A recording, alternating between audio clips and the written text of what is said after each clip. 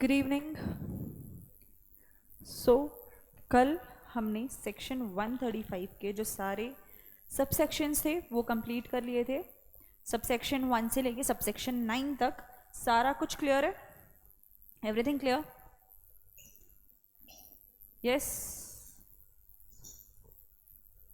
Subsection 1 से लेके subsection 9 of section 135 we are done with it. Now we have to do what? We have to do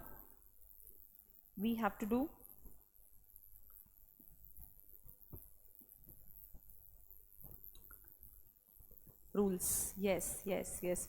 तो हमें 3 चीज़ें करनी है बुक से पढ़ने से पहले। सेक्शन 135 रूल्स और शेड्यूल 7। तो हमारा सेक्शन 135 पूरा कंप्लीट हो चुका है। Now we have to focus on rules. Rules company CSR policy rules 2013 का हमारा एक्ट है। 2014 में मोस्टली अगर आप देखें काफ़ी सारे रूल्स जो हैं वो 2014 में आए थे। जैसे जनरली यही होता है, एक्ट इफेक्टिव होता है तब जो एक्ट का ईयर रहता है उसका प्रोसीजरल एस्पेक्ट रूल्स में लिखा होता है। तो मोस्टली रूल्स नेक्स्ट ईयर के होते हैं, जैसे LLP act 2008, LLP rules 2009।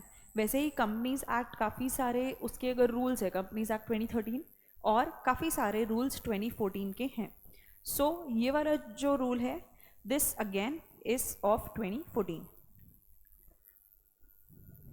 Yes, very good evening. तो मैंने रूल्स खोल लिए हैं मेरे स्क्रीन पे, जो हमारे CSR पॉलिसी के रूल्स हैं। आई एम नॉट श्योर आप लोग के टैक्समैन में रूल्स भी है क्या? होने चाहिए। आप लोग के बेयर एक्ट में रूल्स हैं?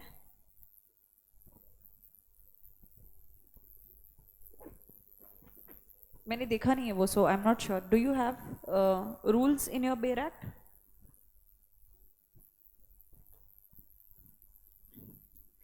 बताओ बताओ। Yes, you have.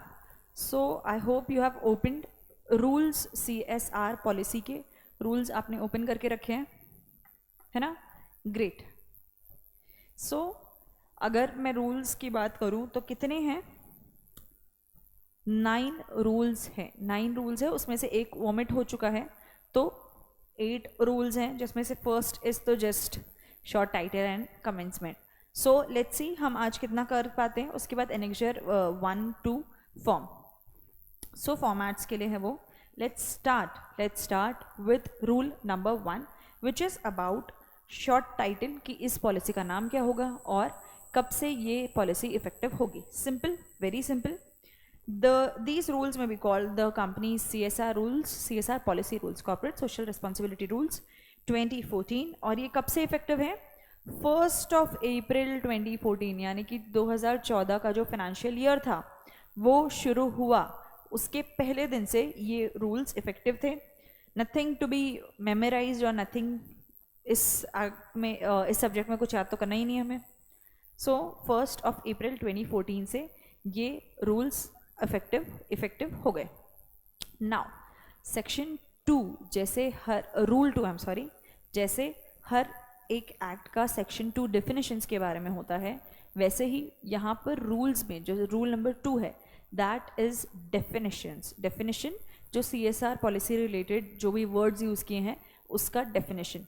So in these rules unless the context otherwise requires, यानी कि अगर कॉन्टेक्स्ट अलग है, उसका मीनिंग अलग निकल सकता है तो बात अलग है। अदरवाइज जनरली अगर एक्ट वर्ड का यूज़ किया गया तो उसका मतलब है companies act. Generally until unless उस कॉन्टेक्स्ट में अगर किसी और एक्ट की बात हो रही थी और उस पैराग्राफ में एक्ट वर्ड यूज़ कर रहे हैं, जहाँ पर किसी और एक्ट की बात हो रही थी वहाँ पर अगर एक्ट वर्ड यूज़ करें तो दैट एक्ट, अदरवाइज कोई कॉन्टेक्स्ट नहीं है, जनरल है, तो it is always companies act 2013। Next, overheads, administrative overheads, very important. Why? I tell you, क्योंकि इसका कैलकुलेशन होता है। आप लोग ने ये किया है एग्जीक्यूटिव में कि आपका जो CSR एक्सपेंडिचर है उसका कितना % या कितना अमाउंट एडमिनिस्ट्रेटिव ओवरहेड्स में एक्सपेंड कर सकते हैं, किया है? कितना? 5% और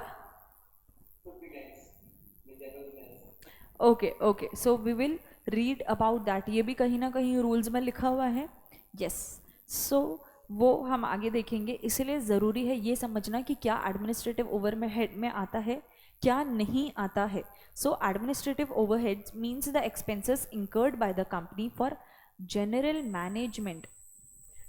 management and administration of CSR functions in the company, but shall not include the expenses directly incurred for the designing, implementation, monitoring and evaluation of a particular CSR project or program।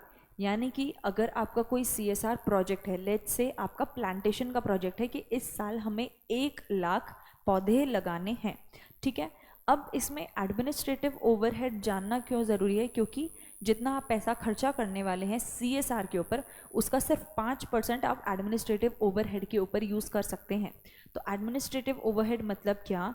जो general management और administration के लिए खर्चा होगा। यानी example example example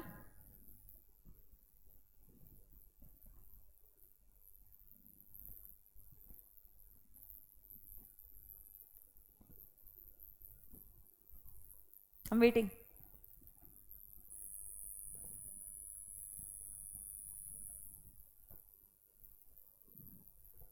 example जैसे अगर एक कंपनी है मान लीजिए, तो एडमिन डिपार्टमेंट होता है। क्या काम? Fees paid to manager of project. Okay, इसमें भी दो चीज़ें हैं, किसको फीस पे कर रहे हैं या किसको सैलरी या वेजेस दे रहे हैं, तो वो एडमिनिस्ट्रेटिव ओवरहेड्स में आता है। और किसको आप वो पेमेंट कर रहे हैं तो वो एडमिनिस्ट्रेटिव ओवरहेड में नहीं आता है।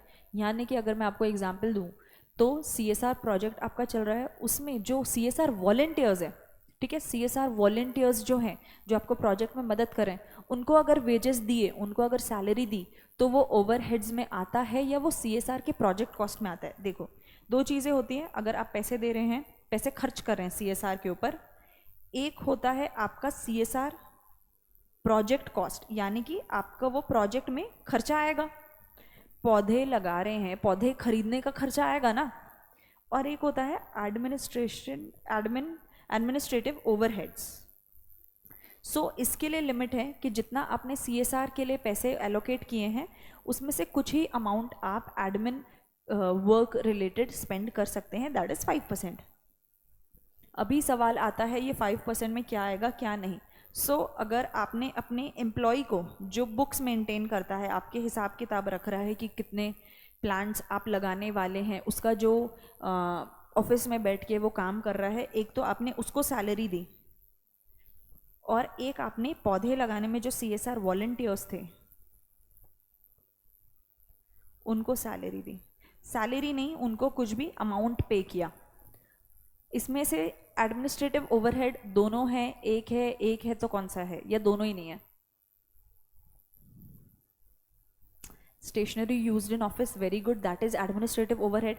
वो काम मैनेज करने के लिए अगर आप कोई खर्चा कर रहे हैं जो उस प्रोजेक्ट से रिलेटेड नहीं है, बट उसका डॉक्यूमेंटेशन मेंटेन करना, या वो काम करने के लिए ज़रूरी है, मैनेज करने के लिए कोई खर्चा कर रहे हैं, दैट इज़ एडमिनिस्ट्रेशन ओवरहेड। अभी मुझे बताओ, दो टाइप का आप पेमेंट कर रहे हैं, एक CSR वॉलंटियर को कर रहे हैं और एक एम्प्लॉय को कर रहे हैं, ये दोनों एडमिनिस्ट्रेटिव ओवरहेड है या नहीं? First is administrative overhead, definitely. चलो, ये एडमिनिस्ट्रेटिव ओवरहेड है, हमने मान लिया। CSR वॉलंटियर को जो पैसा दे रहे हैं वो एडमिनिस्ट्रेटिव ओवरहेड है या वो CSR प्रोजेक्ट कॉस्ट है? Yes yes yes. तो जो आप प्रोजेक्ट से रिलेटेड काम में डायरेक्टली खर्चा कर रहे हैं, that is your project cost. और उसको मैनेज करने के लिए अगर कोई चीज़ का पेमेंट कर रहे हैं, कोई खर्चा कर रहे हैं, that is administrative overhead. Okay, so इसीलिए हमने देख लिया। इसके ऊपर बहुत प्यारे प्यारे केसेस हैं, ICSI की बहुत अच्छे अच्छे FAQs है कि इसको माना जाएगा या नहीं, वो हम जब चैप्टर्स कर रहे होंगे तब हम सॉल्व करेंगे। इसके इतने सारे क्वेश्चंस हम करने वाले हैं ना, जिससे हाई चांसेस कि आपको डायरेक्ट वो क्वेश्चन पूछा जा सके, क्योंकि वो केस टाइप क्वेश्चन है कि एक कंपनी ने इतना खर्चा किया था, उसमें ये खर्चा इस चीज़ के लिए था, ये खर्चा इस चीज़ के लिए था, कौन सा एडमिनिस्ट्रेटिव ओवरहेड है, कौन सा नहीं है, वो आपको आंसर में लिख के देना है. वेरी हाई चांसेस इस टाइप के क्वेश्चंस आए. तो that we are going to do during our chapters. Okay. Then annexure, अगर कहीं पर भी एनेक्शर लिखा हुआ है तो इसका मतलब जो रूल्स में आगे एनेक्शर है, रूल 9 के बाद जो एनेक्शर है वो एनेक्शर्स. ठीक है. CSR का मतलब क्या होता है? CSR का मतलब जैसे आप लोगों ने फर्स्ट डे ही मुझे बताया था कि CSR का डेफिनेशन एक्ट में नहीं लिखा है मैम, लेकिन CSR क्या नहीं होता है वो रूल्स में लिखा हुआ है, 2D में लिखा हुआ है. तो भाई साहब हम 2D ही पढ़ रहे हैं. रूल 2D में लिखा हुआ है CSR क्या होता है या फिर क्या नहीं होता है, टू बी स्पेसिफिक.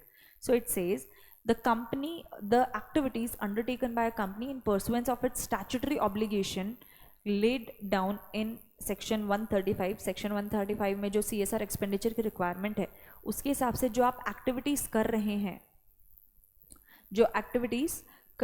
हैं, your activities in accordance with the provisions contained in these rules but shall not include.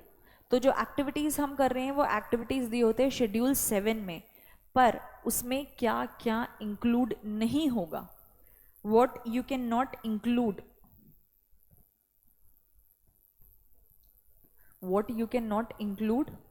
one second.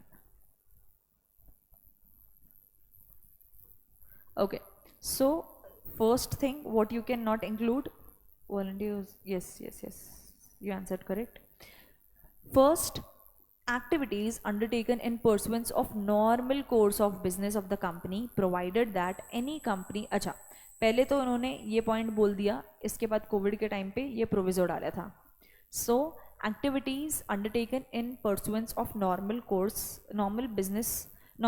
Of business of the company, यानी कि आपका जो काम है उसी चीज़ से रिलेटेड आप CSR अगर बोल रहे हैं कि हम लोगों के भले के लिए वो काम फ्री में करके दे रहे हैं या सस्ते में करके दे रहे हैं, आपका बिजनेस का फ़ायदा हो सकता है उस चीज़ में, then it is not CSR. यानी कि जैसे आगे यहाँ पर लिखा हुआ है उसे समझेंगे. Provided that any company engaged in research and development activity of new vaccine, drugs and medical devices in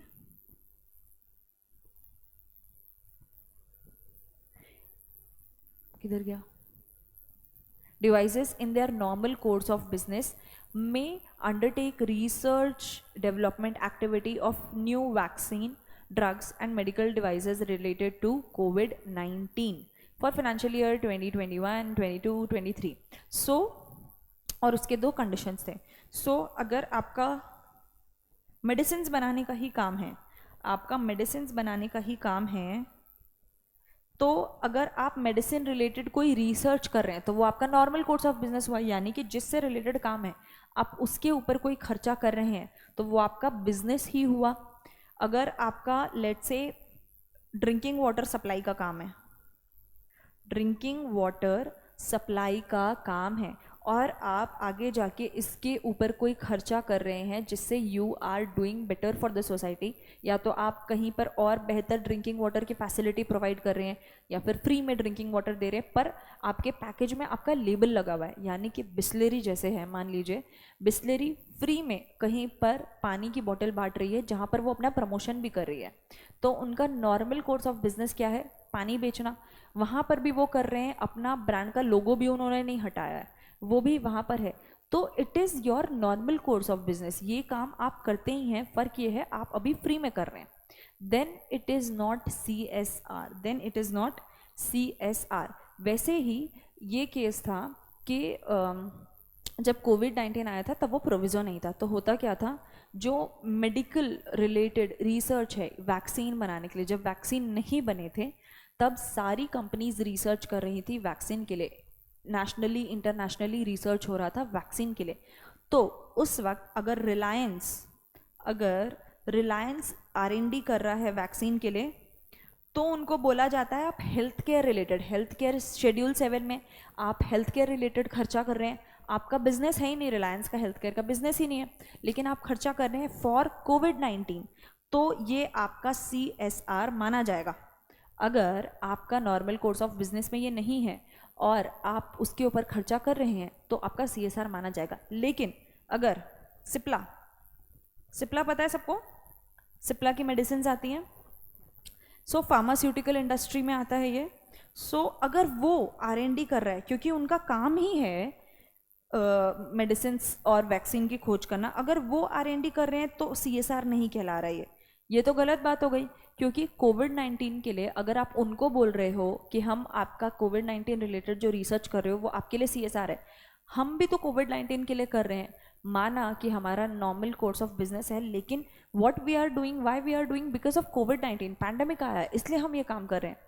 तो फिर ये प्रोविजो डाला गया कि 3 साल तक के फॉर द ईयर 2021, 22, 23 अगर आपका नॉर्मल कोर्स ऑफ बिजनेस भी है वैक्सीन्स या कोई भी मेडिकल डिवाइसेस पे R&D करना, तो भी आप अगर ऐसी एक्टिविटी कोविड-19 रिलेटेड कर रहे हैं तो फिर CSR माना जाएगा। अब ये चीज़ समझो, 2022-23 तक ये अलाउड था। 2021 का जो फाइनेंशियल ईयर था जब वो ख़त्म हुआ, 22-23 तब तक के ये 3 साल के लिए मेडिकल वालों को ये चीज़ अलाउड थी कि अगर आप कोविड-19 रिलेटेड रिसर्च कर रहे हैं तो आपको इन 3 साल में एग्जाम्शन मिलेगा। बाकी अगर आप रिसर्च करते हैं तो हम यही मानेंगे कि आपका नॉर्मल कोर्स ऑफ बिजनेस है। लेकिन रिलायंस अगर 2020 में भी करता, 2018 में भी कोई R&D करता, तो उनका तो नॉर्मल कोर्स ऑफ बिजनेस है ही नहीं। यानी कि जो मेडिकल इंडस्ट्री में नहीं है वो तो कभी भी अगर R&D करते हैं मेडिसिन के ऊपर तो उनके लिए वो CSR ही होगा, अगर वो मेडिसिन इंडस्ट्री में नहीं है। रिलायंस है, टाटा है, बिरला है, इन्फोसिस है। इन्फोसिस ने अगर मेडिसिन से रिलेटेड कोई भी कैंपेन शुरू किया, कोई भी रिसर्च डेवलपमेंट शुरू किया किसी भी साल, वो 2018 में भी कर रहे होते तो उनका वो CSR ही होता, क्योंकि उनका नॉर्मल कोर्स ऑफ बिजनेस नहीं है। ये 3 साल का एग्जाम्शन की ज़रूरत किनको थी? जिनका नॉर्मल कोर्स ऑफ बिजनेस में वैक्सीन आता है। क्योंकि अगर आप इसके ऊपर केस स्टडी पढ़ेंगे तो ऐसा क्वेश्चन है कि एक कंपनी थी, लेट्स से इन्फोसिस ही थी। इन्फोसिस ने CSR के नाम पे एक्सपेंडिचर चढ़ाया कि हमने वैक्सीन, कोविड-19 का जो वैक्सीन है 2023 का फाइनेंशियल ईयर ख़त्म हो गया, अभी इस साल उन्होंने 2023 चॉइस जो चल रहा है, यानी कि मान लो दिसंबर 23 इस साल उन्होंने वैक्सीन के ऊपर R&D करवाया। किन्होंने? इन्फोसिस ने। आगे क्वेश्चन में लिखा है but the exemption is available only for 3 years। Which 3 years? 2020, 21, 22 और 23 को जो साल ख़त्म हो रहा है, यानी कि 31 मार्च 2023 को जो साल ख़त्म हो रहा है, एग्जाम्शन सिर्फ उन्हीं के लिए अवेलेबल था, इसलिए इन्फोसिस को वो एग्जाम्शन नहीं मिलना चाहिए। ये क्वेश्चन आया है, आपको बताना है सही है या गलत है, सही है या गलत है। इन्फोसिस ने दिसंबर 2023 में वैक्सीन या कोई भी मेडिकल डिवाइसेस रिलेटेड खर्चा किया, उनको CSR एग्जाम्शन, CSR एक्सपेंडिचर माना जाएगा या नहीं माना जाएगा?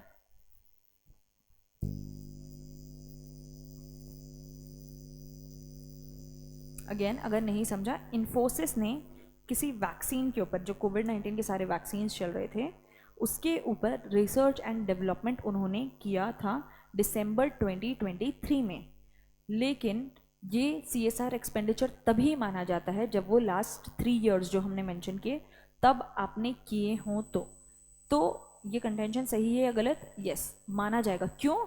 क्योंकि उसका पहले का पॉइंट क्या लिखा है, ये 3 साल वाला उन्हीं लोग को दिया जाता है जिनके लिए जनरली वो CSR एक्सपेंडिचर नहीं है, यानी कि जिनका नॉर्मल कोर्स ऑफ बिजनेस इसी से रिलेटेड है, उनके लिए वो एग्जाम्शन था। यानी कि वो ये जो 3 साल का एग्जाम्शन है, 3 साल का क्राइटेरिया है, ये सिर्फ उनके लिए है जो मेडिकल फील्ड में ऑलरेडी हैं और उनके नॉर्मल कोर्स ऑफ बिजनेस में आता है, इसलिए उनको एक्सेप्शन आ रहा था, इसलिए वो प्रोविजो डाला।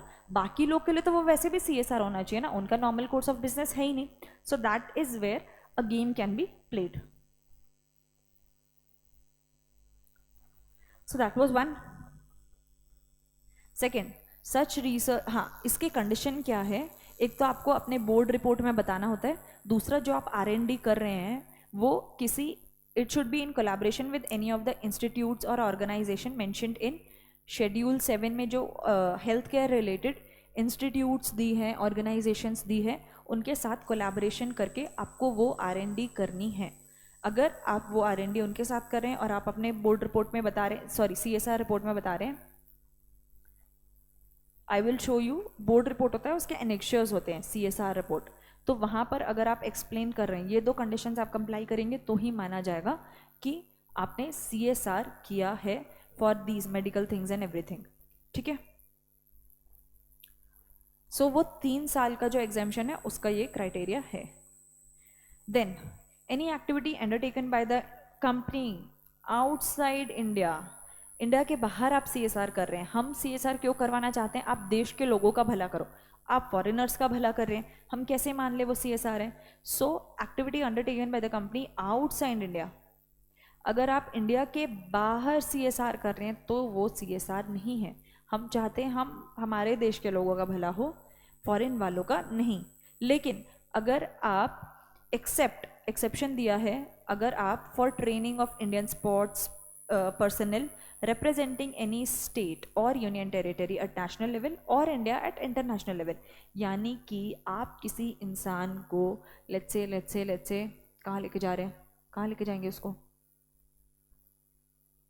let's say जापान लेके जा रहे हैं, और वहाँ आप इंडियन स्पोर्ट्स पर्सनल जो नेशनल लेवल पे, इंटरनेशनल गेम्स में नेशनल लेवल पे इंडिया को रिप्रेजेंट करता है या फिर इंडिया में ही खेलता है, किसी स्टेट या यूनियन टेरिटरी को रिप्रेजेंट करता है, उस इंसान की ट्रेनिंग के लिए अगर आप बाहर खर्चा कर रहे हैं तो दैट इज CSR. यानी कि there is a group of people who are getting training. Let's say there is a group of people जो जापान जाके वहाँ के कुछ स्पेशल, पता नहीं मार्शल आर्ट्स कहाँ का होता है, I am really sorry, I am very bad at it, जो भी वहाँ का स्पेशल है, वो मार्शल आर्ट्स कहाँ का होता है? चाइना का होता है, जहाँ का भी होता है.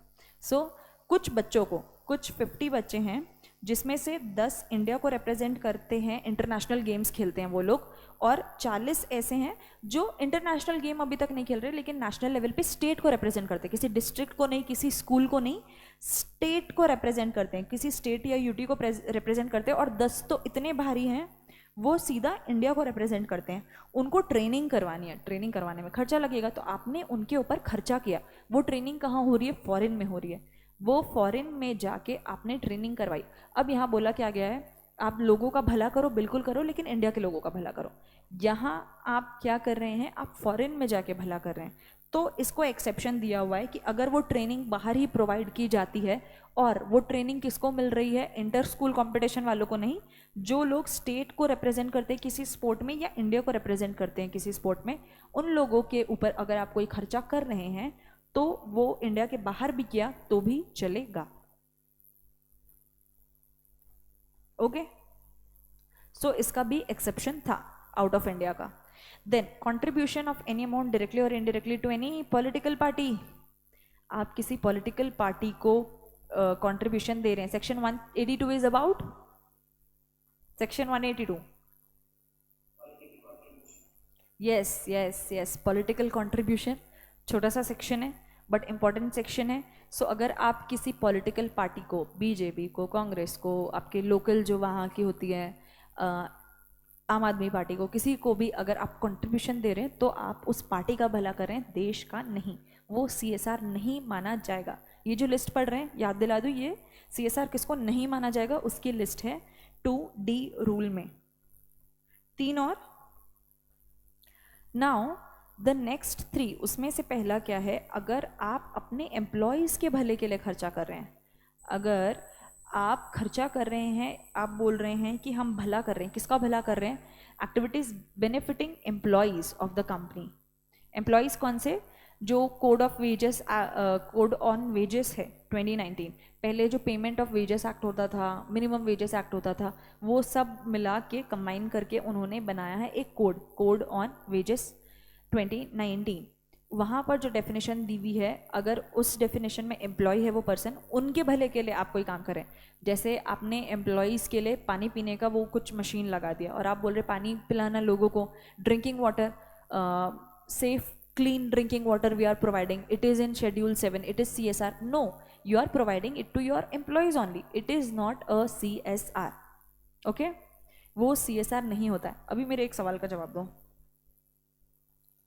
एक कोई कैंपेन चल रहा था, लेट्स से अपने एजुकेशन रिलेटेड, स्पेशल एजुकेशन वगैरह अलाउड है, शेड्यूल 7 की जो एक्टिविटीज़ है उसमें एक एजुकेशन के ऊपर भी है, मैनी काइंड्स ऑफ एजुकेशन। तो आपने एजुकेशन का कोई प्रोग्राम शुरू किया था where you are providing some kind of कोई स्किल रिलेटेड एजुकेशन, उनकी ट्रेनिंग करवा रहे हैं, ठीक है? आप सोसाइटी के लोगों की ट्रेनिंग करवा रहे हैं। 25 people you have selected in that local area, आपका जहाँ पर कंपनी है वहाँ कुछ लोगों के 25 पीपल की ट्रेनिंग हो रही है, वहाँ कुछ एजुकेशन आप दे रहे हैं। उसमें से 2 आपके एम्प्लॉयज़ हैं, 2 लोग आपके एम्प्लॉयज़ हैं। अभी मुझे बताओ, ये जो प्रोग्राम के ऊपर खर्चा किया, इसमें एम्प्लॉय इन्वॉल्व्ड है, ये CSR एक्सपेंडिचर होगा या नहीं? क्योंकि एक्सेप्शन में क्या लिखा है, किसको CSR एक्सपेंडिचर नहीं मानेंगे? Activities benefiting the employees. तो इसमें एम्प्लॉय को बेनिफिट मिल रहा है, 25 में से 2 एम्प्लॉयज़ हैं, ये CSR एक्टिविटी है या ये CSR एक्टिविटी नहीं है? Rigu is saying no. What about others? है? Okay, see answer anything, okay? सही बोलो गलत बोलो, doesn't matter, but you have to say for 23% it will be considered CSR। बहुत बढ़िया, तीनों टाइप के जवाब मिल गए मुझे। CSR है, CSR नहीं है, और तीसरा जवाब जो कि सही जवाब है कि इसमें से आपको क्या करना होगा ना, आपको पहले इंटेंशन देखना है। अगर यहाँ पर जैसे इस एग्जाम्पल में 25 लोगों के लिए आपने वो CSR एक्टिविटी की थी, आपने वो ट्रेडिंग प्रोग्राम शुरू किया था, उसमें से 2 आपके एम्प्लॉयज़ आ गए, कोइंसिडेंटली 2 एम्प्लॉयज़ आपके आ गए। आपका इंटेंशन क्या था? लोगों का भला करना, उसमें सिर्फ 2 एम्प्लॉयज़ आपके थे, तो इसको CSR एक्सपेंडिचर माना जाएगा। बस ये जो 2 लोगों के ऊपर जितना खर्चा हुआ होगा, यानी कि उसका जितना भी खर्चा हुआ है उसमें 2 लोगों का खर्चा हटा देंगे, 23 को CSR एक्सपेंडिचर मानेंगे। अगर ऐसा होता कि आपने एम्प्लॉयज़ के लिए ही वो ट्रेनिंग प्रोग्राम रखी है, मतलब आपका इंटेंशन ही था कि एम्प्लॉयज़ को सिखाना है, तो वो CSR एक्सपेंडिचर नहीं होता। आपने जनरल किया, उसमें आपके एम्प्लॉय आ गए, क्या गलती उनकी? तो बस उनका अमाउंट आप अलग कर देंगे, वो CSR एक्सपेंडिचर नहीं है, ठीक है? ये भी अगेन गाइडलाइंस में दिया हुआ है, क्योंकि इसके ऊपर भी खेल कर सकते हैं ना। So that question is also there. ये मैं आप लोग को बिल्कुल फ्रेम करके दूंगी कि किस तरीके से एग्जाम में पूछा जा सकता है। Then activities supported by the companies on sponsorship basis for deriving marketing benefits for its products or services। जैसे मैंने बताया, बिस्लरी अपना लोगो लगा के बाकायदा पानी की बोतल बांट रही है, प्रमोट कर रही है, या फिर आप कहीं पर कैंपेन लगा रहे हैं, वहाँ आप क्या कर रहे हैं? लोगों का हेल्थ चेकअप कर रहे हैं, फ्री हेल्थ चेकअप कैंपेन ऐसा आपने लगाया। वहाँ आपने क्या किया? लोग आ रहे हैं और उनका जो भी चेकअप हुआ उसका आप बोल रहे हैं कि अरे आपको ये प्रॉब्लम है, आपको मेरे क्लिनिक आना पड़ेगा, आपको मेरे क्लिनिक में आके एक्सरे करवाना पड़ेगा, आपको मेडिसिन लेनी पड़ेगी, मेरे पास कल मेरे क्लिनिक आओ कंसल्टेशन के लिए। तो यहाँ तो you are just promoting yourself, no, यहाँ आप लोगों का भला कर ही नहीं रहे।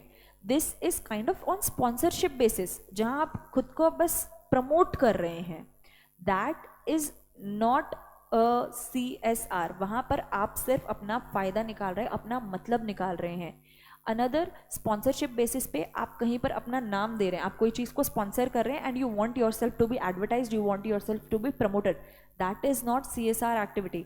आप लोगों के भले के लिए कर रहे हो। इंटेंशन CSR एक्टिविटी का होता है लोगों का भला करना, ना कि खुद का भला करना, इसीलिए वो CSR एक्टिविटी नहीं मानी जाती है। 5th and 6th, अच्छा 5th हो गया। 6th, activities carried out for fulfillment of any other statutory obligation under any law in force in India। यानी कि किसी एक्ट की रिक्वायरमेंट थी, जैसे फैक्ट्रीज एक्ट आप लोगों ने पढ़ा होगा सेटिंग अप में। फैक्ट्रीज एक्ट में रिक्वायरमेंट है वॉशरूम्स बनाने की, फैक्ट्रीज एक्ट में रिक्वायरमेंट है अगर आपके यहाँ पर 250 से ज़्यादा एम्प्लॉयज़ है तो कैंटीन बनाने की। तो वो आप बोलेंगे कि हम अच्छा खाना प्रोवाइड कर रहे हैं, हम सैनिटेशन का ध्यान रख रहे हैं, या फिर ऐसे कुछ भी आप फैसिलिटीज़ प्रोवाइड कर रहे हैं क्यों? क्योंकि किसी एक्ट की रिक्वायरमेंट थी वो। तो आप एक्ट की रिक्वायरमेंट का कंप्लायंस कर रहे हैं, आप सीएसआर नहीं कर रहे हैं। अगर आपकी मर्जी होती आप नहीं करते, ये आपको बोला गया है कि ये करना है इसीलिए आप कर रहे हैं, तो that is not CSR. If it is written in some law that you have to do it, that's why you are doing it, then it is not CSR. CSR का मतलब होता है अपनी इच्छा से लोगों के भले के लिए खर्च करना। तो हमें क्लियर है सीएसआर क्या नहीं है? जल्दी बताओ जल्दी बताओ जल्दी बताओ, are we clear?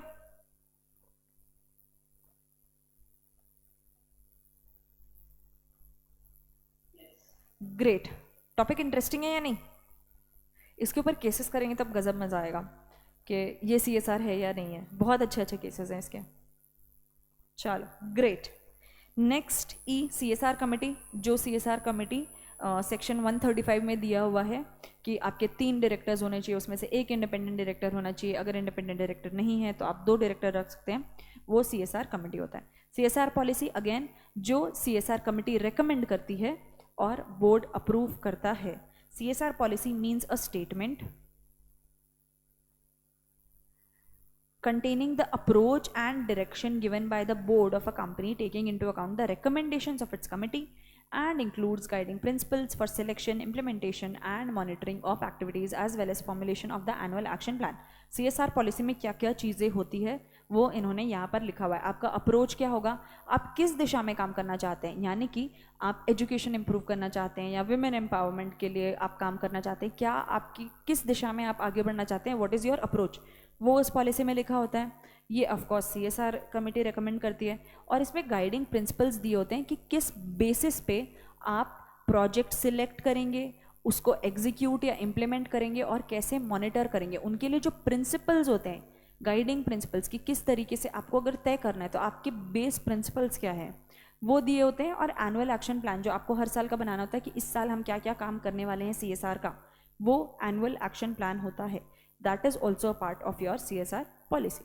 International organisation, international organisation बहुत बढ़िया, जो सेंट्रल गवर्नमेंट नोटिफाई करती है कि हम इसको इंटरनेशनल ऑर्गेनाइजेशन बोलेंगे, रूल्स के हिसाब से भी उसी को इंटरनेशनल ऑर्गेनाइजेशन बोलेंगे। ये आगे यूज आएगा तब हम समझेंगे क्यों हम इसको पढ़ रहे हैं। ठीक है, so we are done till international organisation.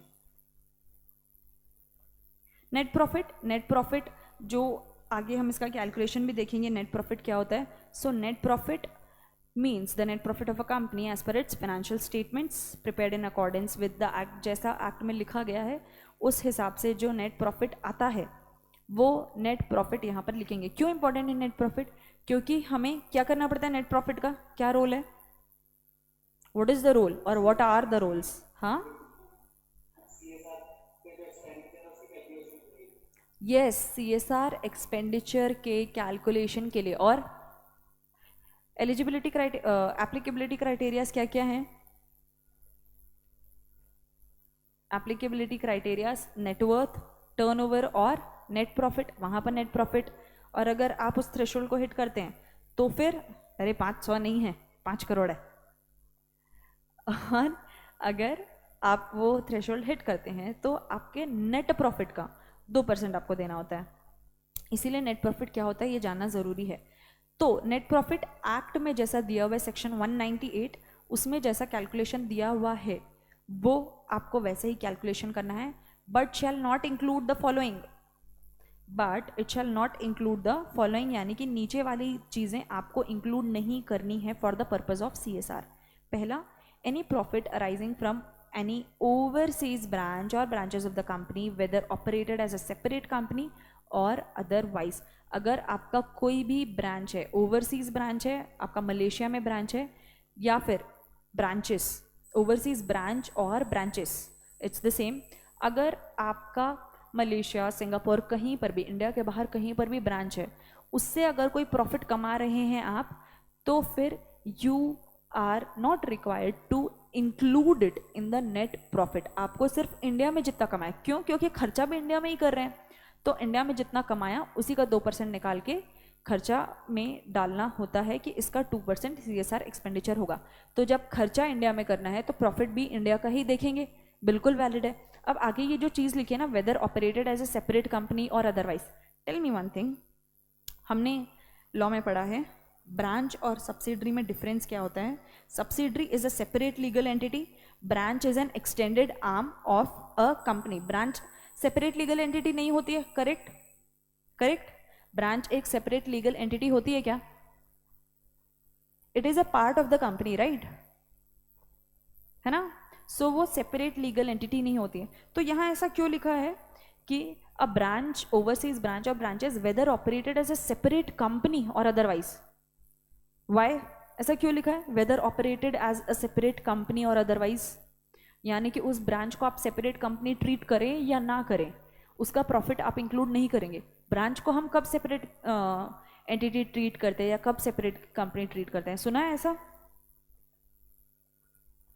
Branch तो हमने आज तक यही सुना है कि branch is not a separate legal entity, it is an extended arm of the company. तो यहाँ ऐसा क्यों लिखा है? जल्दी बताओ, जल्दी बताओ।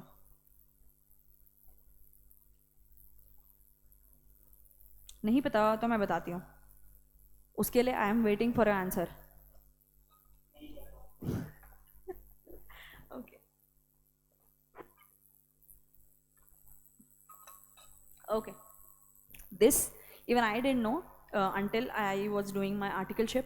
और कुछ कंट्रीज हैं जहाँ पर ब्रांच का कॉन्सेप्ट ही नहीं है, वहाँ ये माना जाता है कि ब्रांच मतलब अलग ही एंटिटी है, उनका अलग से चार्टर डॉक्यूमेंट बनाते हैं। जैसे यहाँ पर MOA AO होता है, उनका अलग से चार्टर डॉक्यूमेंट बनाया जाता है, उनके लिए ब्रांच रिप्रेजेंटेटिव तो ऑफकोर्स होते हैं, वहाँ पर भाई साहब वो डायरेक्टर बोलते हैं। कुछ कंट्रीज में उनको डायरेक्टर बोला जाता है कि branch is a separate entity, your company is separate, your branch is separate. कुछ कंट्रीज के लॉ में ऐसा भी लिखा गया है, if I am not wrong. UAE जो है वहाँ पर काफ़ी सारे जो हैं this Dubai, Abu Dhabi, I think Dubai था वो, जहाँ पर ब्रांच को कंपनी ही ट्रीट किया जाता है। इसीलिए बोला गया है whether operated as a separate company और अदरवाइज। क्यों? क्योंकि यहाँ हम बात कर रहे हैं ओवरसीज ब्रांचेस की, इंडिया के बाहर की ब्रांचेस की। इंडिया का ब्रांच हमें पता है अलग एंटिटी नहीं है, लेकिन कुछ फॉरेन लॉज में लिखा हुआ है कि branch is treated as a separate entity. तो इसीलिए आप उसको सेपरेट एंटिटी मानते हैं या नहीं मानते हैं, उनका इनकम को आपको इंक्लूड नहीं करना है, उनका जो प्रॉफिट है उसको अपने नेट प्रॉफिट में इंक्लूड नहीं करना है। So there are certain companies जहां ब्रांच को कंपनी माना जाता है, ठीक है? Then any dividend received from other companies in India which are covered under and complying with the provisions of section 135 provided that, okay, ये अलग पॉइंट है। यहाँ पर दूसरा कौन सा बोला? एक तो जब आप नेट प्रॉफिट कैलकुलेट कर रहे होंगे, नेट प्रॉफिट में 3 चीजें नहीं लेनी है। पहला, ओवरसीज ब्रांच, ओवरसीज यानी कि फॉरेन ब्रांच का प्रॉफिट नहीं लेना है, नहीं लेना है। दूसरा, ऐसी कोई इंडियन कंपनी जिसका आपको डिविडेंड मिला, डिविडेंड इज योर इनकम, तो वो आप अपने P&L में डालते हैं। डिविडेंड इज योर इनकम, तो वो आप अपने P&L में डालते हैं, तो आप बिल्कुल डालिए उसको। लेकिन ऐसी इंडियन कंपनीज जिनके ऊपर सेक्शन 135 एप्लीकेबल है और वो कंप्लाई भी कर रहे हैं, उनका अगर आपको डिविडेंड मिलता है तो वो नेट प्रॉफिट के कैलकुलेशन में नहीं आएगा। इसका भी अगेन रीज़न समझना बहुत ज़रूरी है। क्यों? क्योंकि ऐसी कंपनीज जिनके ऊपर सेक्शन 135 एप्लीकेबल है, इसका मतलब वो अपना नेट प्रॉफिट जो निकाल रहे होंगे उसका 2% CSR में दे रहे होंगे, और जो पैसा बचता है यानी कि जो उनका नेट प्रॉफिट बनता है वो आपको डिविडेंड के रूप में बांट रहे हैं। तो वो लोग ऑलरेडी CSR में खर्चा कर रहे हैं ना, आपने वो पैसा उनसे लिया, आप उसको वापस 2% वाले कैलकुलेशन में इंक्लूड करेंगे तो वो तो डबल डबल हो गया। इसीलिए ऐसी कोई इंडियन कंपनी, अगर कोई छोटी मोटी इंडियन कंपनी जिसके ऊपर CSR प्रोविजंस एप्लीकेबल नहीं है, उससे डिविडेंड मिला है, वो आप इंक्लूड करो। यहाँ एक्सेप्शन किसका है? इंडियन कंपनी है जिसके ऊपर CSR प्रोविजंस एप्लीकेबल है और वो कंप्लाई भी किया, यानी कि उन्होंने 2% एक्सपेंडिचर किया है, तो फिर अगर वो आपको डिविडेंड दे रहे हैं तो उस डिविडेंड के ऊपर वह हम वापस से CSR का खर्चा करने नहीं बोलेंगे। उसको 2% का जब आप कैलकुलेशन करने के लिए नेट प्रॉफिट निकालोगे तो उस डिविडेंड को इंक्लूड मत करना। ओके, सो उन्हीं कंपनीज का जिन्होंने CSR प्रोविजंस कंप्लाई किए हैं. Then provided that in case of a foreign company covered under these rules, net profit means foreign company का net profit, हमारे यहाँ पर तो financial statement के हिसाब से हम net profit देखते हैं. फॉरेन कंपनी अपने कंट्री के हिसाब से बैलेंस शीट और सब बनाती होगी, तो ज़रूरी नहीं है वो लोग उसको फाइनेंशियल स्टेटमेंट ही बोलते होंगे. तो फॉरेन कंपनी के केस में नेट प्रॉफिट मतलब net profit of such company as per P&L account prepared in terms of clause A1 381 read with 198 of the act. Simple, foreign company के लिए अगर उनका नेट प्रॉफिट निकालना है तो उनके जो होस्ट कंट्री के तरीके हैं प्रॉफिट निकालने के, P&L बनाने का, उसमें जो नेट प्रॉफिट का अमाउंट उन्होंने लिखा है वो आप नेट प्रॉफिट में कंसिडर करेंगे. Simple. Okay, so net profit जैसा सेक्शन में दिया हुआ है 198 उसके हिसाब से कैलकुलेट करना. बस आप क्या इंक्लूड नहीं करोगे, आप ओवरसीज ब्रांचेस का प्रॉफिट इंक्लूड नहीं करोगे, और आप ऐसी कंपनीज जिनके ऊपर CSR प्रोविजंस एप्लीकेबल है और कंप्लाई भी कर रहे हैं उनका डिविडेंड मिला तो उसको इंक्लूड नहीं करोगे. 2 ही थे, मैंने यहाँ पर 3 बनाए थे. It's just 2 only. And third बस सिंपल क्लैरिफिकेशन है कि फॉरेन कंपनी का कैसे मानेंगे. What if such Indian company is not complying. Yes, that's the point ना, which are covered and complying, यानी कि अगर आप कंप्लाई नहीं कर रहे हो, सी पर्पस क्या था डिविडेंड माफ करने का, कि उन्होंने ऑलरेडी CSR एक्सपेंडिचर किया हुआ है और फिर वो आपको डिविडेंड दे रहे हैं. उस कंपनी ने अगर CSR एक्सपेंडिचर किया ही नहीं है तो आपके डिविडेंड में क्यों छूट मिलेगी. इसीलिए इन्होंने लिखा है कवर्ड है तो ठीक है, कंप्लाई किया है या नहीं वो चेक करना बहुत ज़रूरी है. तो आप अगर अपना कैलकुलेशन कर रहे हैं, उनका डिविडेंड आया और आप देखें, फॉर एग्जाम्पल आप एक कंपनी हैं और आपके पास इन्फोसिस से डिविडेंड आया है. ठीक है, इन्फोसिस इतनी बड़ी कंपनी है, उनके ऊपर CSR प्रोविजंस एप्लीकेबल होंगे डेफिनेटली. सो आपकी कंपनी को कुछ अमाउंट, क्योंकि उसका इन्वेस्टमेंट था इन्फोसिस में, कुछ अमाउंट एज डिविडेंड आपको मिला है. अब आप जब अपना नेट प्रॉफिट कैलकुलेट कर रहे होंगे तब आप इसका डिविडेंड कंसिडर करेंगे या नहीं, उसके लिए आपको क्या करना होगा, आपको चेक करना होगा इन्फोसिस का जो एनुअल रिपोर्ट है, उसमें जो बोर्ड रिपोर्ट है, उसमें जो CSR रिपोर्ट है.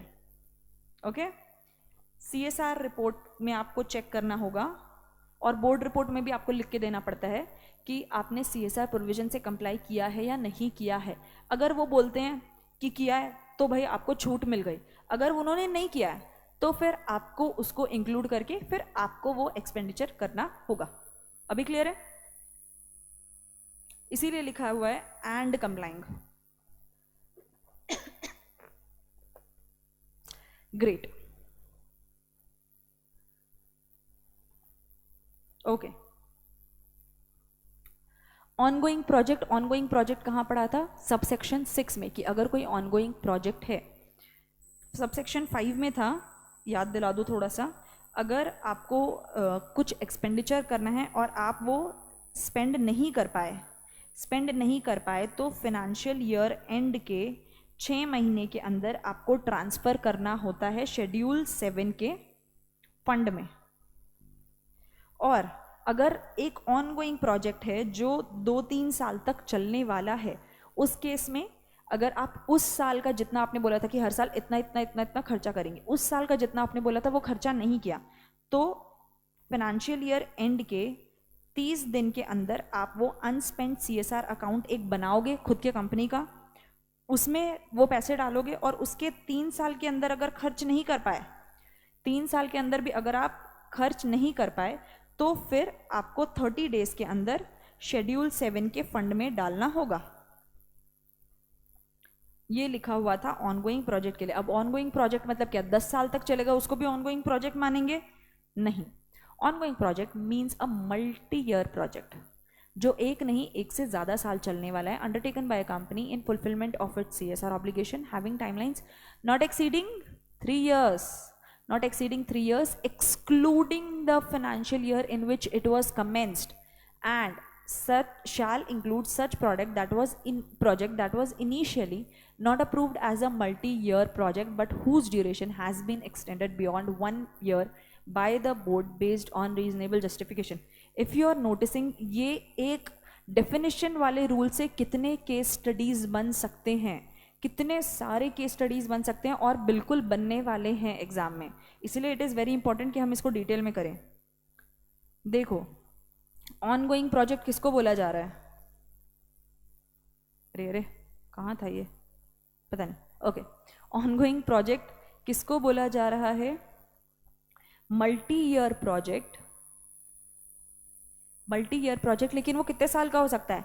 3 साल। 3 साल मतलब कैसे कैलकुलेट करेंगे? अगर इस साल शुरू किया 2023 2024 में शुरू किया, तो ये साल के बाद के 3 साल प्लस 3 इयर्स, इतने ड्यूरेशन तक का मैक्सिमम हो सकता है। यानी कि आप 2 साल का करो, ये साल के 2 महीने लास्ट, लेट्स से दिसंबर 2023 में शुरू किया, तो इस साल का कितना टाइम बचा? 4 महीना बचा, दिसंबर जनवरी फरवरी मार्च, और उसके बाद के 3 साल बचे। तो आपके पास इतना टाइम है, यानी कि जिस साल आप शुरू कर रहे हैं उसके बाद प्लस 3 इयर्स तक के आपका वो प्रोजेक्ट चल सकता है, मल्टी ईयर प्रोजेक्ट। ये पहली चीज़। दूसरी चीज़, आपने जब अप्रूव किया था ना, लेट्स से आपने अप्रैल 2022 में अप्रूव किया था, वो कौन सा साल था? 2022-23 साल था, यानी कि 31 मार्च को वो साल ख़त्म हो जाता है। 31 मार्च 2023 को ये साल ख़त्म हो जाता। आपने अप्रैल 2022 में बोला था कि ये प्रोजेक्ट हम 1 साल के लिए करेंगे, for 1 year. It is not an ongoing project, ये अगले साल तक नहीं जा रहा है, it is not an ongoing project. जब आपने अप्रूव किया इनिशियली, तब वो मल्टी ईयर प्रोजेक्ट नहीं था, लेकिन जैसे ही जनवरी आया, फरवरी आया, मार्च आया, आपको लगा कि नहीं ये प्रोजेक्ट तो लंबा चलने वाला है, तो आपने वापस बोर्ड के पास गए और उनसे अप्रूवल लिया कि ये प्रोजेक्ट बहुत अच्छा चल रहा है, ये प्रोजेक्ट हम 1 साल नहीं 3 साल के लिए चलाना चाहते हैं, 3 साल के लिए चलाना चाहते हैं। तो initially it was not a multi year project, but later on it was approved, तो उसको भी आप इंक्लूड करेंगे। यानी कि ऐसा नहीं है शुरुआत में मल्टी ईयर प्रोजेक्ट अप्रूव किया तो ही वो मल्टी ईयर होगा, तो ही वो ऑनगोइंग होगा। शुरुआत में सिंगल ईयर का था, आगे जाके मल्टी ईयर किया तो भी वो ऑनगोइंग है, शुरुआत से ही ऑनगोइंग माना तो भी वो ऑनगोइंग है। So any project जिसका duration has been extended beyond 1 year by the board based on reasonable justification, उनको रीजन प्रोवाइड करता है सस्टेनेबिलिटी डिपार्टमेंट कि उन्हें क्यों लगता है। अगर बोर्ड ने फिर अप्रूव कर दिया तो it is an ongoing project. Last 2, public authority. Public authority क्या होती है? As defined in RTI act. अगर आपने देखा होगा, हमारी पब्लिक अथॉरिटी कौन सी है? हमारी पब्लिक अथॉरिटी कौन सी है? जल्दी बताओ, जल्दी बताओ हमारे लिए। हाँ, कौन है हमारे लिए पब्लिक अथॉरिटी? कौन है?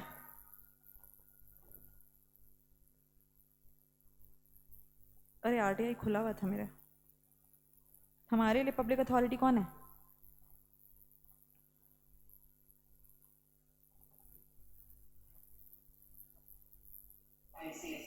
यस, याद आया ये देख के। अगर आपने कभी अपने आंसर शीट्स मंगवाए हों, सो कंपनी सेक्रेटरीज हमारे लिए पब्लिक अथॉरिटी है हमारी इंस्टीट्यूट आईसीएसआई। सो आरटीआई में डिफाइंड है पब्लिक अथॉरिटी, ताकि किसी को कोई भी मैटर के लिए अगर रिक्वेस्ट करनी है तो पब्लिक अथॉरिटी पता होना चाहिए। सो आरटीआई में जो डिफाइंड है वही पब्लिक अथॉरिटी होगा। सेक्शन मतलब एक्ट का सेक्शन, बहुत बढ़िया। Words and expressions used and not defined in these rules. अरे अरे ओके, वर्ड्स एंड एक्सप्रेशंस जो यहाँ पर यूज़ हो रहे हैं, इस रूल में यूज़ हो रहे हैं लेकिन डिफाइन नहीं किए हैं, उनका क्या? Words and expression used and not defined in rules but defined in act, तो shall have the same meaning respectively assign to them in the act. यानी कि कोई वर्ड रूल में यूज़ किया, उसको यहाँ पर इस सेक्शन में कुछ, इस रूल में कुछ ही वर्ड्स डिफाइन किए, बाकी वर्ड्स का क्या?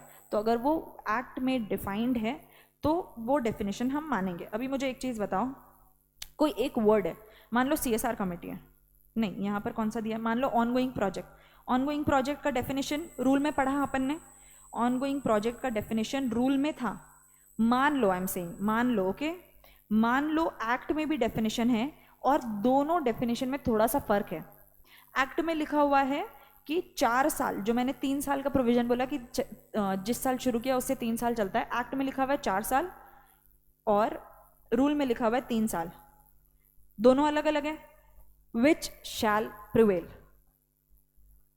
विच शैल प्रिवेल।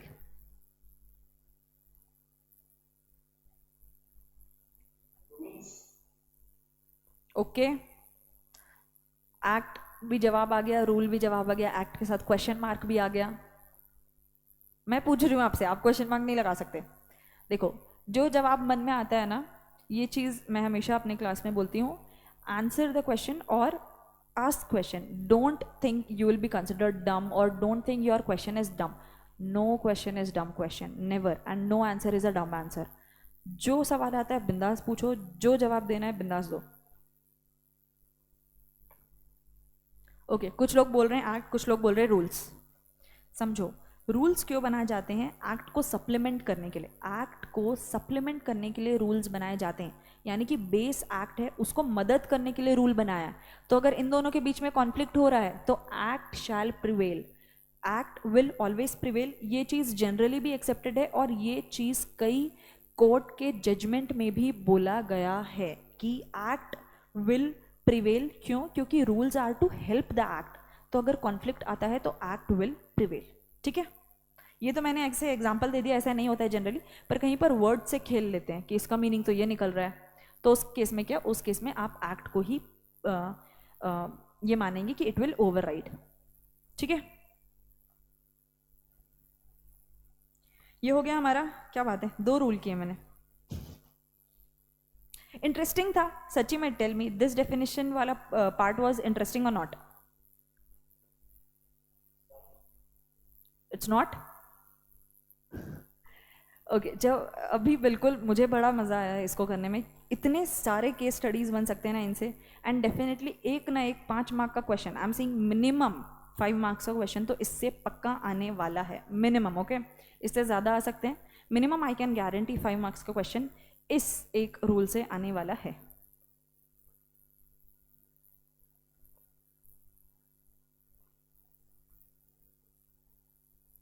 एक दो छोटे छोटे रूल्स और कर ले, चलेगा?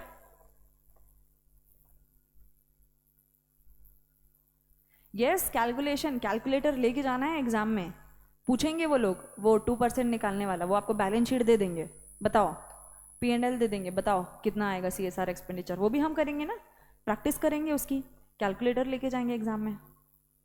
चलो, third rule, small rule, CSR। अरे, इसमें होमवर्क है आप लोग के लिए। Every company including its holding और subsidiary and a foreign company. अच्छा, आप लोग रीड करो, चलो फर्स्ट वाला आप लोग रीड करो and then I will ask you a question. First आपको बस यहाँ तक रीड करना है, यहाँ तक, प्रोविजो नहीं, 3 line read and then I will ask you a question.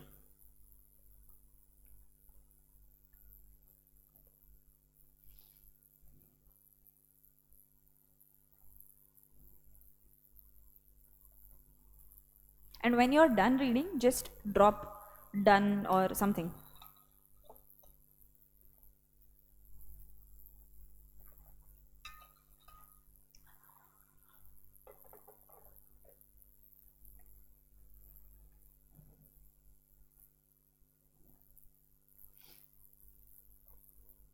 Done? It says every company including its holding subsidiary or foreign company etc which fulfills the criteria in subsection 1, criteria जो net worth, turnover और net profit का था, shall comply with the provisions of 135. Now my question is simple question. Holding company है, H company नाम है, एक company है, चलो एक कंपनी है, उसका नाम है सी कंपनी, उसकी होल्डिंग है एच कंपनी और उसकी सब्सिडरी है एस कंपनी। ठीक है, ये कंपनी है, इसकी होल्डिंग है एच कंपनी, इसकी सब्सिडरी है एस कंपनी। इनका जो टर्नओवर है, इनका टर्नओवर हो गया 1100 करोड़, 1100 करोड़ हो गया, थ्रेशोल्ड हिट हो गया। इनको कंप्लाई करना पड़ेगा सेक्शन 135 से, राइट? सेक्शन 135 से इस कंपनी को तो कंप्लाई करना पड़ेगा, ये मुझे भी पता है, that is not my question, I am not asking that. What my question is, subsidiary और होल्डिंग को भी कंप्लाई करना पड़ेगा?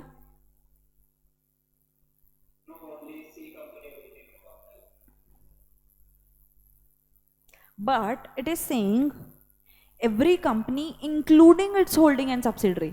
So how can you say not them? It is saying every company including its holding or subsidiary.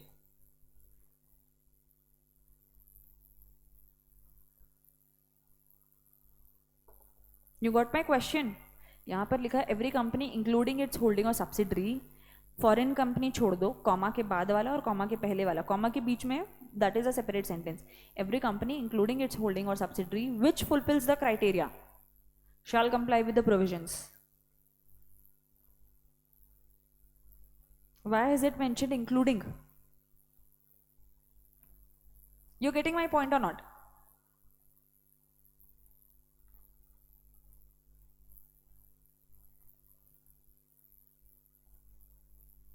Okay, I've got two answers only I've got. Okay. No, 3 answers I've got. 4. No, मुझे समझा. Why they have mentioned holding or subsidiary?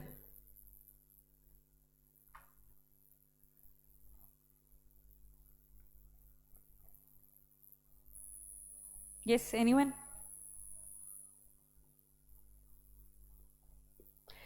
It's mentioned na any company including its holding subsidiary which fulfills the criteria specified in subsection 1 shall comply.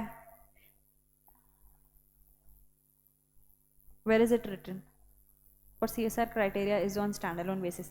I thought I'll give it on homework, but I've got so smart kids. Okay, so of course ये लेकिन confusion create करने वाली बात है या नहीं कि यहाँ पर उन्होंने लिख दिया है it's holding and subsidiary. अगर आपको याद हो आई थिंक आरपीटी वगैरह में बहुत जगह लिखा हुआ है इंक्लूडिंग होल्डिंग सब्सिडरी, तो वो हम इंक्लूड करते थे, है ना? Because profit will be consolidated above. Yes.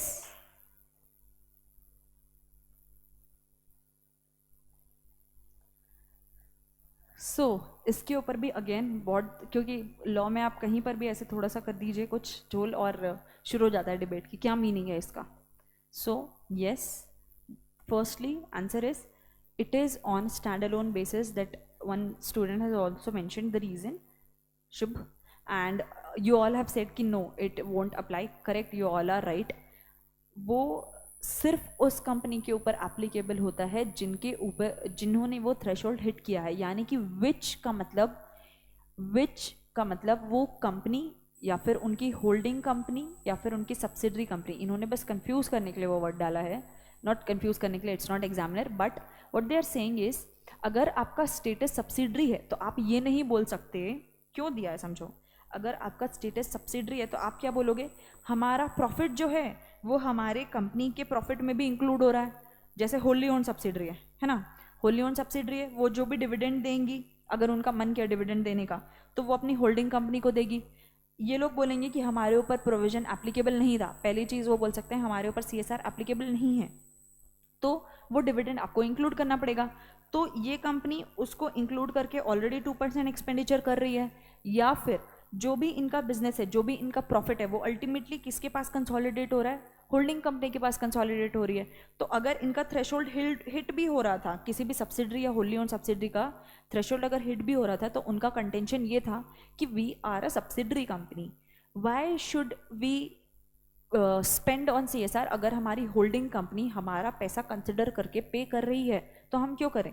तो इस केस में बोला गया कि देखो हमने एक्ट में, now here if you see, जो पॉइंट मैंने 5 मिनट पहले बोला कि अगर रूल्स और एक्ट में डिफरेंस है, कॉन्फ्लिक्ट है, तो किसको माना जाएगा. मैं एक्ट वाला प्रोविजन खोलती हूँ. एक्ट में जो सबसेक्शन 1 दिया है उसमें सिर्फ क्या लिखा है, एवरी कंपनी बस लिखा है. It has not mentioned every company including holding और सब्सिडरी. तो जहाँ पर भी कंफ्यूजन क्रिएट हो रहा है वहाँ पर आप एक्ट को ही रीड करेंगे, एक्ट को ही कंसिडर करेंगे.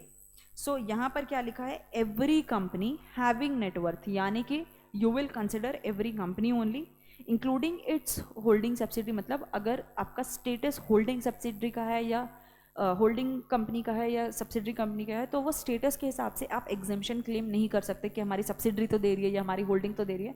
अगर आप थ्रेशोल्ड हिट कर रहे हैं तो आपके ऊपर ये प्रोविजंस एप्लीकेबल होंगे, आपको कंप्लाई करना पड़ेगा. Nice, I thought I give you homework कि ये पढ़ के मुझे बताओगे कि कहाँ पर लिखा हुआ है. Okay, good, really good. Provided that net worth net profit, again foreign company वापस आ गई. इनका कैसे निकालेंगे? तो इन्होंने जो अपने बैलेंस शीट और P&L बनाए होंगे अपने लॉ के हिसाब से, या फिर जो सेक्शन 381 में दिया हुआ है how it has to be calculated, that way you have to see उनका प्रॉफिट एंड लॉस में जो उनका नेटवर्थ नेट प्रॉफिट या टर्नओवर है, that amount you will consider for foreign company. Nothing difficult here. Provided further that a company having any amount in its unspent CSR account as per subsection 6 of 135 shall constitute a CSR committee and comply with the provisions contained in subsection 2 to subsection 6. ये कहाँ conflict हो रहा है? Not conflict, here you have to do harmonious construction. पढ़ा है interpretation में, harmonious construction in interpretation. Okay, if I go to the act, इसमें last एक सबसेक्शन था, याद है? सबसेक्शन 9. अरे सबसेक्शन 9 में क्या लिखा था? अगर आपका CSR अमाउंट, अगर आपका CSR एक्सपेंडिचर का अमाउंट 50 लाख से नीचे का है, if it does not exceed 50 lakh rupees, तो आपको CSR कमेटी बनाने की ज़रूरत नहीं है. बोर्ड ऑफ डायरेक्टर्स वो CSR कमेटी के रोल निभाएंगे. पढ़ा है ना? यहाँ पर उन्होंने क्या लिखा है कि अगर आपका अनस्पेंड CSR अकाउंट जो है, जो सबसेक्शन 6 में है, जो हमने बनाया था ऑनगोइंग वाला, अरे हाँ, कि 30 डेज़ के अंदर आपको अनस्पेंड CSR अकाउंट में पैसे डालने होते हैं. अगर आपके ऊपर वो एप्लीकेबल है, if you have any amount in that account, तो आपको कमेटी बनानी पड़ेगी. यानी कि एक तो आप चेक करेंगे आपका CSR एक्सपेंडिचर कितना आ रहा है. अगर वो 50 लाख से कम है तो कमेटी नहीं बनाना पड़ेगा, ठीक है. दूसरा आप क्या चेक करेंगे कि आपका अनस्पेंड CSR अकाउंट खोला हुआ है क्या.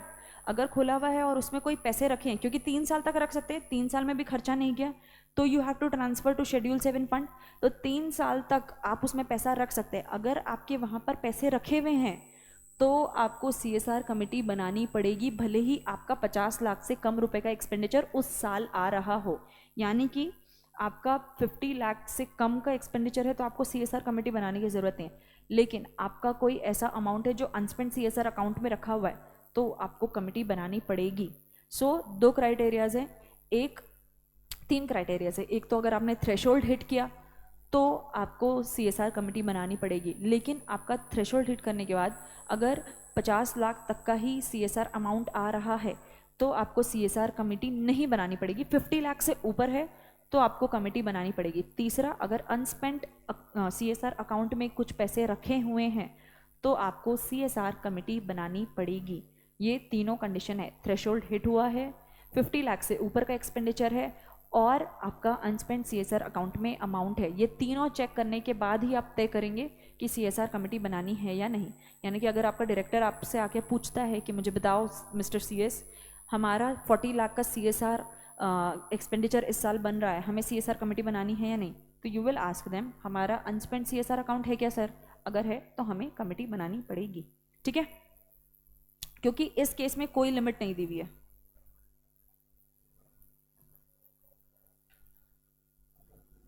Are we clear? चलो, इम्प्लीमेंटेशन काफ़ी बड़ा है, कमेटी बड़ा है. 6th हट चुका है. मुझे बहुत पसंद आते हैं ऐसे प्रोविजन जो हट चुके होते हैं, कम पढ़ना पड़ता है. 7, 8, अरे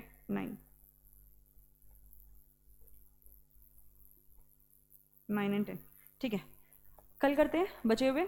यस, आज टू यस. चलो 9, 10 छोड़ो, अब बोल दिया कल करते हैं तो कल ही करते हैं.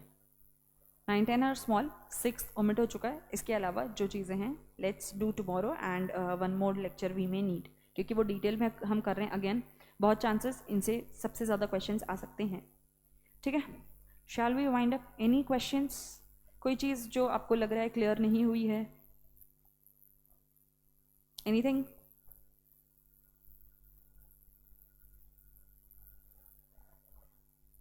Kidding me? अच्छा, मॉड्यूल 380 पेजेस की है, आपने नोट कितने पेजेस की बनाए सर?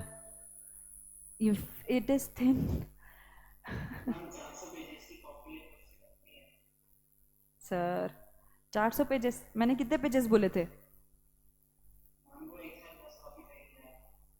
हाँ,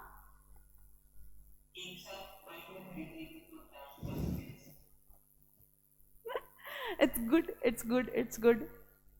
हमारी बुक भी लगभग उतने ही पेजेस की होगी, 380 तक की ही होगी। क्यों ऐसा होता है? क्योंकि आईसीएसआई का अगर आप फॉन्ट देखिए बहुत छोटा है, आप वो फॉन्ट से नोट्स में नहीं पढ़ सकते, तो इसलिए फॉन्ट साइज थोड़ा सा बढ़ जाता है अपना। तो लगभग उतने ही पेजेस की अपनी बुक होगी। Why you may prefer the book, एक तो मैंने बताया जो इंडेक्स होगा हमारा वो बहुत डिटेल्ड इंडेक्स होगा। दूसरा, what I am trying to do is underline and put some important stuff in bold, so that will also help you when you are locating the topics. Book ma'am मैं बहुत कोशिश कर रही हूँ कि best book बनाऊँ, इसलिए थोड़ा सा समय लग रहा है, क्योंकि जैसा आप लोग जानते हैं अभी लास्ट मंथ उनकी बुक लॉन्च हुई थी, स्टडी मटेरियल उन्होंने इंट्रोड्यूस किया था प्रोफेशनल का। Index will be send basically. Index जैसा मैंने बताया हम लोग पूरा एक एक चैप्टर करेंगे और उसके बाद हम रिव्यू करेंगे कि हमारे इंडेक्स में क्या कमी है।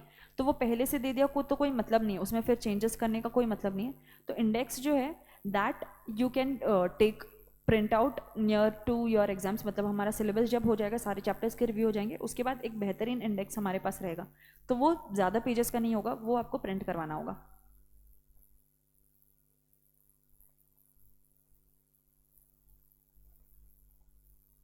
बुक आई एम प्रोवाइडिंग, बस वो थोड़ा सा टाइम लगेगा, ठीक है? चलो, यहाँ दही हांडी शुरू होने वाली है, रास्ते ब्लॉक हो जाएंगे। जस्ट मुझे परमिशन दो कि मैं जा सकती हूँ, and I run. Good night, good night, thank you very much, see you all tomorrow. सुबह ईएसजी के लिए और फिर सीएसआर के लिए। ईएसजी वही टाइमिंग होगा 1:15, ओके? चलो, थैंक यू, टेक केयर।